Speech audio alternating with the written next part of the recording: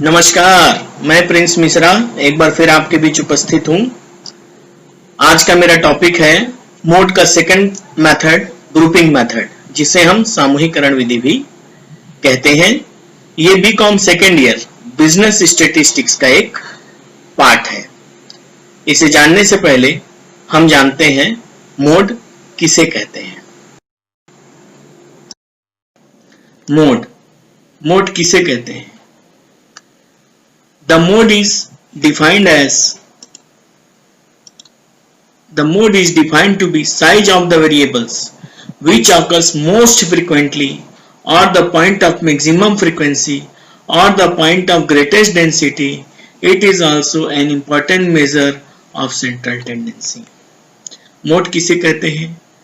ऐसा चर जिसकी बार बार उत्पत्ति होती हो, अंकों का ऐसा समूह जिसमें एक अंक बार बार रिपीट होता है, उसे ही हम मोड कहते हैं। यहां इसे उदाहरण के माध्यम से भी समझाया गया है।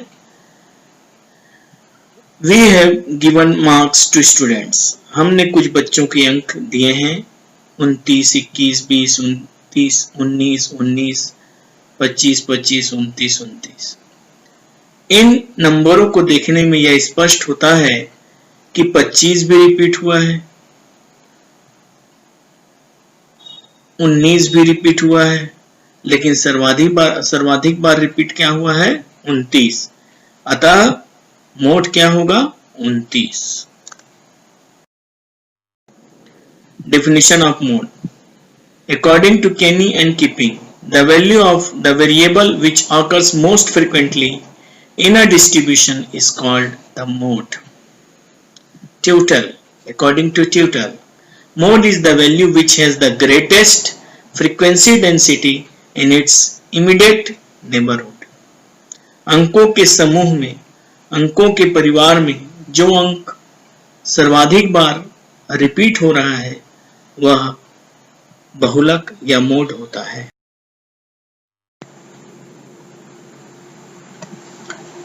तो आइए देखते हैं हम ग्रुपिंग मेथड क्यों यूज करते हैं।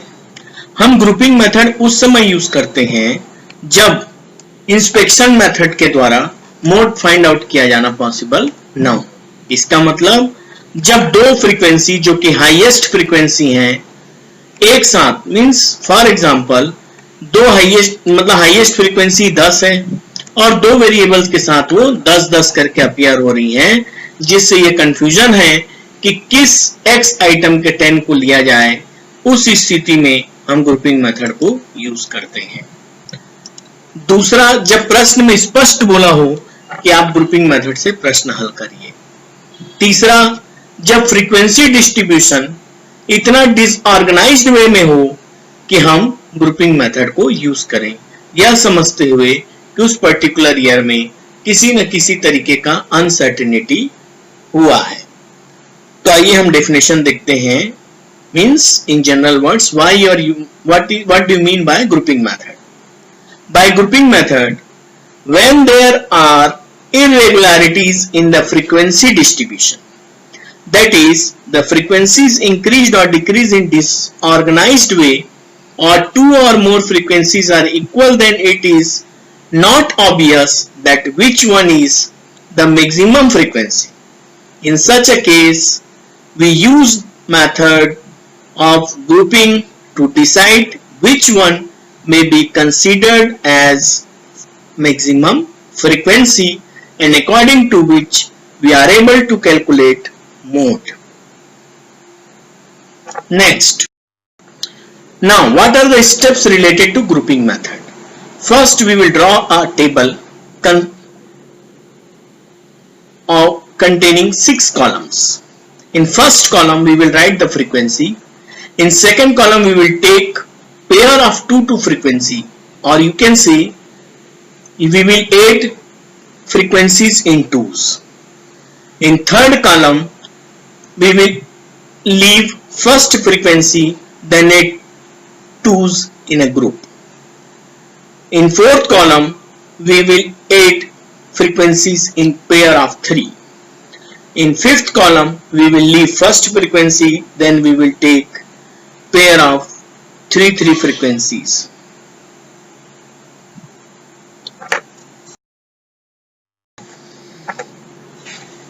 इसे मैंने हिंदी में भी छात्रों की सुविधा के लिए लिखा हुआ है। जैसा कि मैंने बताया, इसे हम सामूहिकरण विधि के नाम से भी जानते हैं। इसमें लिखा है, श्रेणी में जहां तक अनियमितता है वहां वह भुष्टिक का पता लगाना इतना सरल नहीं। कभी कभी ऐसा भी पाया जाता है जहां दो या इससे अधिक मूल्यों की आवृत्ति अधिक व आपस में समान हो। ऐसी दशा में यह निश्चित करना कठिन होता है कि किस मत को भुष्टिक माना जाए, इसलिए सामूहिकरण रीति का प्रयोग किया जाता है। सर्वाधिक आवृत्ति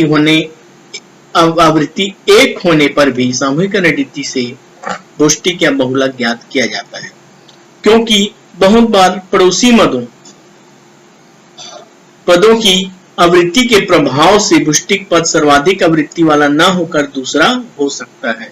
जो कि मैंने इंग्लिश में बताया था कि जब फ्रीक्वेंसी क्लास में डिसऑर्गेनाइज्ड हो या बहुत ज्यादा हजार्ड्स हो, सामूहिकरण विधि को हम सामूहिकरण विधि में हम सामूहिकरण सारणी बनाते हैं, विश्लेषण सारणी बनाते हैं और उसके बाद हम मोड फाइंड आउट करते हैं। 6 खाने बनाने हैं। पहले खाने में दी हुई आवृत्ति को लिखनी है।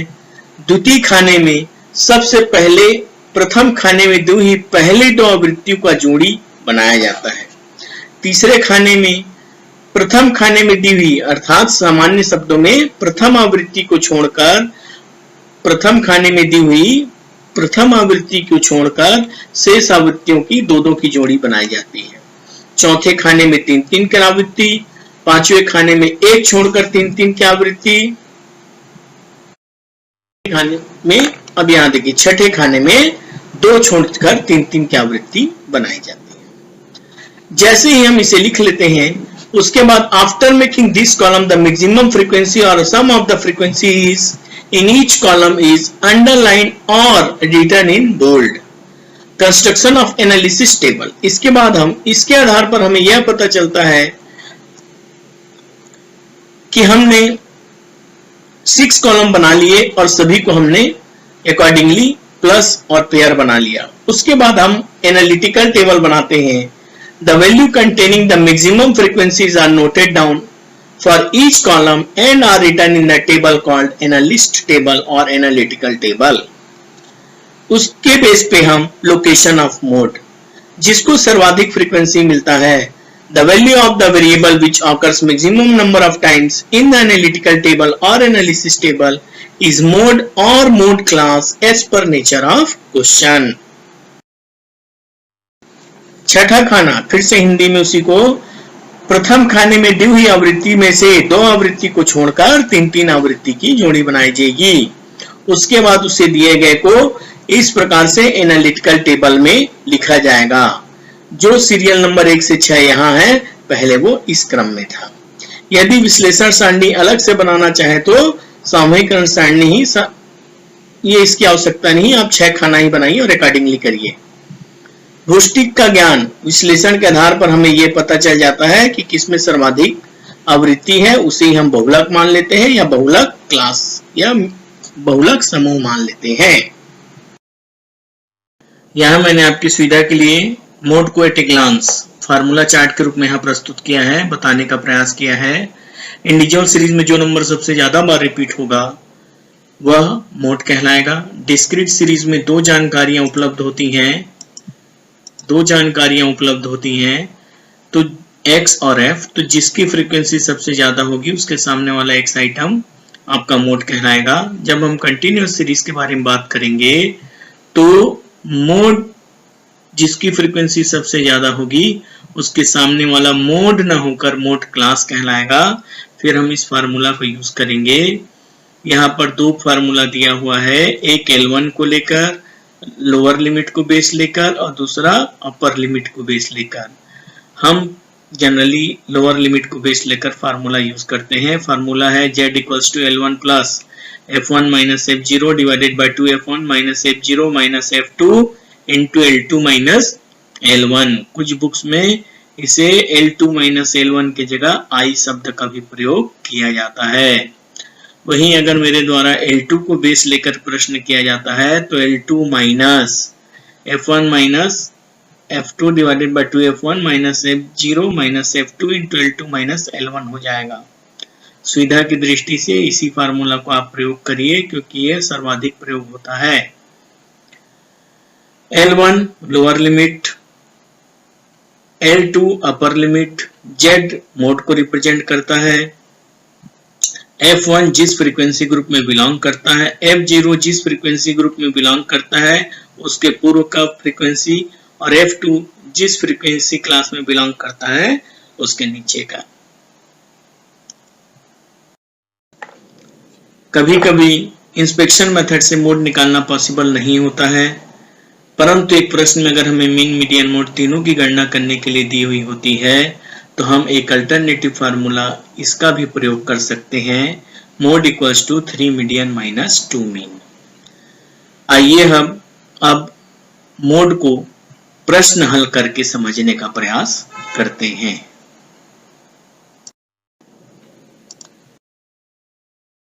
चलिए, तो आज का हमारा अगला टॉपिक है मोड ग्रुपिंग मेथड। इसके पहले हमने देखा था मोड बाय इंस्पेक्शन मेथड। अब हम देख रहे हैं मोड ग्रुपिंग मेथड से, जिसे हम समूहीकरण विधि भी बोलते हैं। ग्रुपिंग मेथड में हम मोड कब कैलकुलेट करते हैं? जब हम देख के ये नहीं बता पाते कि मोड किस ग्रुप को बिलोंग कर रहा है या किस क्लास को बेस लेकर हम मोड कैलकुलेट कर सकते हैं।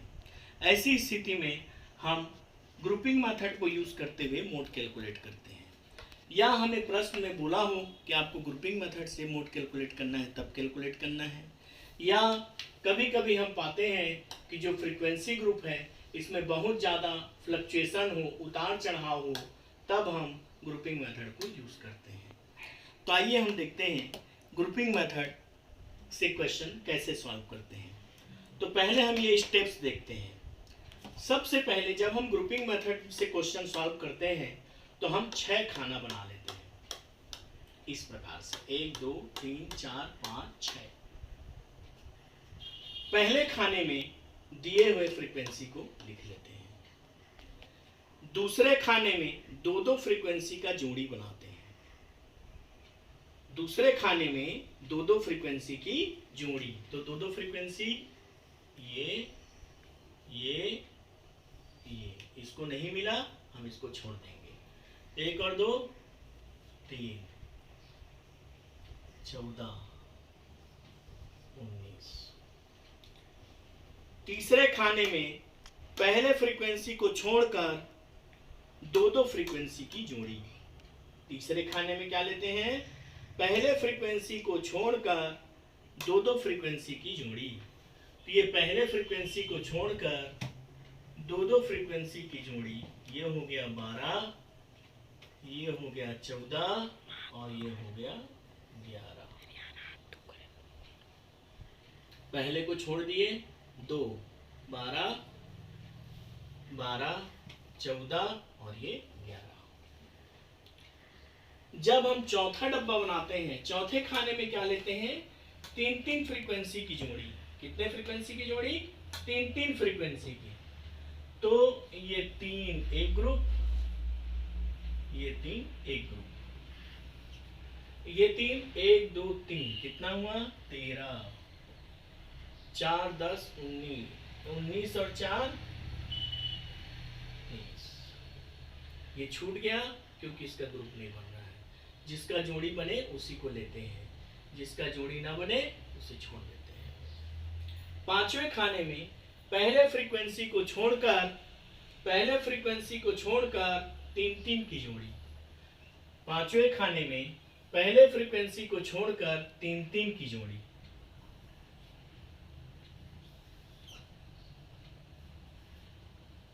फिर 3 की जोड़ी। ठीक है, अच्छे से। अब उसके बाद छठवां खाना। छठवें खाने में पहले दो फ्रीक्वेंसी को छोड़कर 3 की जोड़ी। तो पहले दो फ्रीक्वेंसी को छोड़ने पर केवल एक ग्रुप बन रहा है, ये थे उसका, ये हुआ आपका 24। यहां तक किसी कोई प्रॉब्लम है?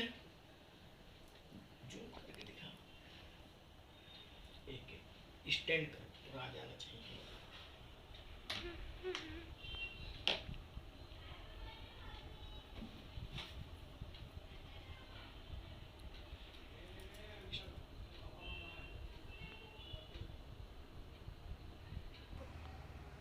तो जैसा कि अभी हमने इसको लिखा, क्या किया, पहले में हमने फ्रीक्वेंसी लिखी, दूसरे में दो दो की जोड़ी, तीसरे में एक को छोड़कर दो दो फ्रीक्वेंसी की जोड़ी, चौथे में तीन तीन की जोड़ी, पांचवें में एक छोड़कर तीन तीन, और छठवें में तीन तीन की जोड़ी। इस प्रकार से हमने ये बनाया ग्रुप चार्ट। इसके बेसिस पे हमें कोई निष्कर्ष नहीं मिल रहा है। अब हम बनाएंगे एनालिटिकल टेबल, जिसमें जो एक्स आइटम हमने यहाँ लिखा है वो इधर लिख देंगे, और जो सीरियल नंबर यहाँ लिखा है उसे हम इधर लिख देंगे। जैसे हम सिंपल रिजल्ट बना रहे हो और टॉपर्स का नाम लिख रहे हो। देखिए, पहला कॉलम कितना हाईएस्ट है, 10 और 10। कौन कौन से रोल नंबर वाले ग्रुप को मिला है, 10 से 15। पहले कॉलम में 10 से 15 वाले को हाईएस्ट मिला है, और 20 से 25 वाले को हाईएस्ट मिला है। सेकेंड कॉलम में चेक करूंगा किसको हाईएस्ट मिला है, ये 19। कैसे आया है 19 हाईएस्ट, ये दोनों का 20 से 25 को एक दूंगा, और 25 से 30 को एक दूंगा। थर्ड कॉलम में किसका हाईएस्ट है, 14। किसका ग्रुप है ये दोनों का, मतलब 15 से 20 को एक पॉइंट, और इसको एक पॉइंट। चौथे कॉलम में हाईएस्ट किसका है, 23। किसको लेके बना है, 15, ये तीनों को लेके बना है 23। 15 से 20 वाले को एक पॉइंट, फिर इसको एक पॉइंट, और इसको एक पॉइंट, क्योंकि तीनों को जोड़ के हम टॉपर निकाले हैं, तो तीनों में पोजीशन होल्डर है। अगला देखिए, पांचवे में हाईएस्ट कौन सा है, 21। ये तीनों को लेके है, कहां से है, ए दे। जब हम लास्ट ग्रुप में आते हैं 24, इसका ग्रुप है 1 2 3। इसमें 6 कॉलम में पोजीशन होल्डर्स कौन कौन से हैं आपके, ये और ये। 10 से 15 वाले में एक बंदा पोजीशन होल्ड किया है, एक इसमें होल्ड किया, और एक इसमें होल्ड किया। इस प्रकार हम देखते हैं कि जो 20 से 25 क्लास वाला, ये 20 से 25 क्लास वाला सबसे ज्यादा पोजीशन होल्डर है। कितने लोग पोजीशन होल्ड किए हैं, 6। तो कौन सा ग्रुप एक्टिव है, ये। तो हम निरीक्षण विधि से ये बताने में असमर्थ थे कि हम इस ग्रुप को माने कि इस ग्रुप को माने, लेकिन जैसे ही हमने ग्रुपिंग मेथड का यूज किया और उस ग्रुपिंग मेथड को एनालाइज किया, हमें तुरंत पता चल गया कि मोड क्लास यह नहीं है, यह है। अब एक बार जब हमें मोड क्लास की जानकारी हो गई, तो हम सूत्र का प्रयोग करेंगे, L1 L2 F1 F0 और F2, और उसके हिसाब से हम प्रश्न को हल करेंगे।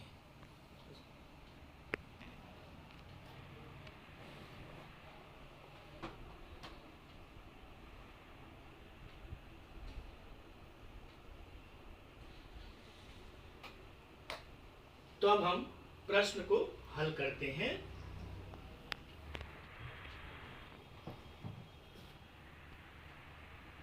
हाँ, अब देखिए, जब हमें इससे पता चल गया कि किस ग्रुप में बिलोंग कर रहा है, इस ग्रुप में बिलोंग कर रहा है, तो हमने यहाँ पे लिख लिया L1 L2 F1 F0 F2। अब हम सूत्र का प्रयोग करेंगे, Z equals to L1 plus F1 minus F0 divided by 2F1 minus F0 minus F2 into L2 minus L1। इस प्रकार L1 की वैल्यू कितनी है, 20। F1 की वैल्यू कितनी है, 10। F0 4, 10 minus F0 4 minus F2 9 into L2 की वैल्यू 25 माइनस 20। इस प्रकार से z इक्वल्स टू 10 में से 6 गया तो 4, 20 में से 13 गया तो 7 और ये हो गया आपका 5। z इक्वल्स टू 35 बटे 20 प्लस 35 बटे 7।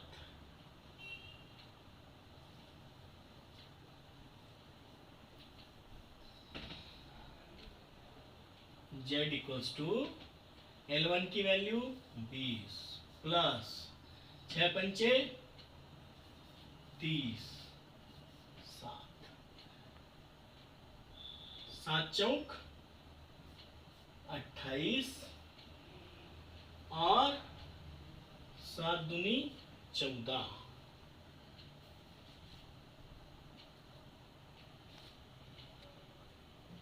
और 8। इस प्रकार से 24.28 आंसर आया समझ में। एक बार फिर से देखते हैं। हमने क्लास से पता किया किस ग्रुप को हाईएस्ट वैल्यू मिली है, उसके बाद हमने उसके अकॉर्डिंगली यहाँ पर चेक करके जान लिया कि यह 10 जिसकी फ्रीक्वेंसी हाईएस्ट है यह नहीं है, अपितु मोड क्लास इस ग्रुप पे बिलोंग करती है।